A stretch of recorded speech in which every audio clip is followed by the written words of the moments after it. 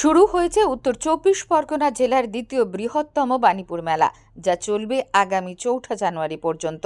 পৌষালী মেলার পর রাজ্যে বৃহত্তম লোকসংস্কৃতি উৎসবের আজ দ্বিতীয় দিন। দূর দূরান্ত থেকে মানুষ এই মেলায় অংশ নিতে আসছেন।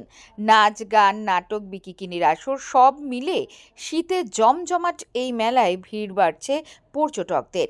ছাত্রছাত্রীদের পরীক্ষা সহ নানান কারণে মেলা এগিয়ে আনার সিদ্ধান্ত নেওয়া হয়েছিল। প্রতি বছরের মতো এবছরও মানুষের বাড়তি আকর্ষণ রয়েছে বিশেষ প্রদর্শনীকে ঘিরে, যেখানে ভিড় জমাচ্ছে সাধারণ মানুষ।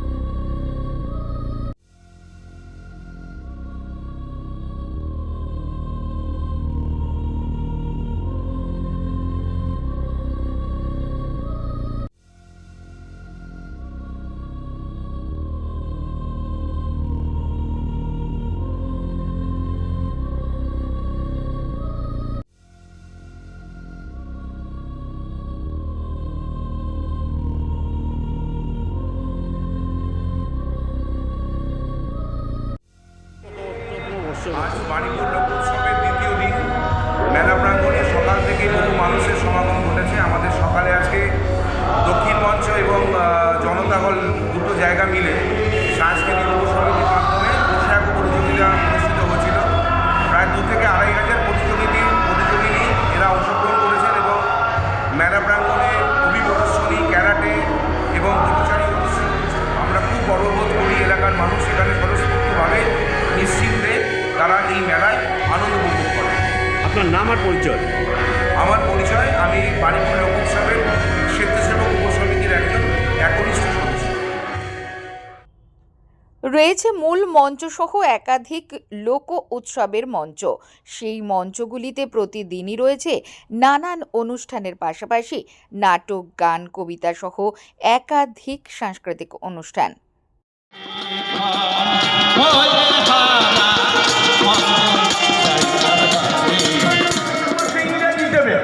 আবার ইংরেজিতে তোরা কি বলবে?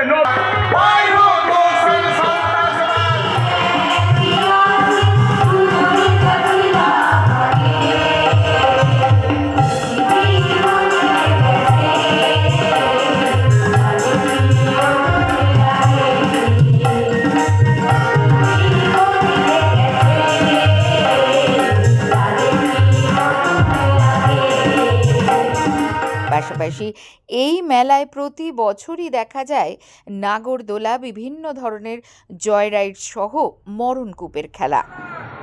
আজকে প্রচণ্ড শীত পড়ছে, তার সত্ত্বেও ২-৫ বছরের মধ্যে দ্বিতীয় দিনে এত লোক আবার মনে হয় এই প্রথম। প্রচণ্ড শীতের মধ্যে ব্যাপক হারে মানুষের সমাগম হয়েছে। বাণীপুরের মেলা সারা বাংলার মধ্যে একটা ঐতিহ্যবাহী মেলা। এই মেলার নাম শুনেই আবাল বৃদ্ধ বনিতা সবাই আসেন। আমরা প্রতি বছরের ন্যায় এবারও বঙ্গীয় সংস্কৃতি পরিষদের পক্ষ থেকে নানান ধরনের সরকারি কর্মসূচি, লিফলেট এবং বিশেষ করে এবারে এসআইআর নিয়ে একটা নতুন লিফলেট, এসআইআর নিয়ে লোকের আতঙ্ক আছে, সেই জন্যে সহজ সরল ভাষাটা বাংলা লিফলেট সবার মধ্যে বিলি করছি, যাতে এসআইআর সম্পর্কে কোনো আতঙ্ক না। তবে ঠান্ডার কারণে অন্যান্য বছরের ভিড়ের তুলনায় অনেকটাই কম ভিড় বলে মনে করছেন মেলায় আসা বিক্রেতারা।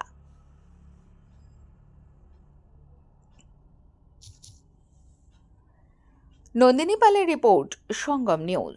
মন্ত্রে নয়, বিশ্বাস কণ্ঠে ও কলমে।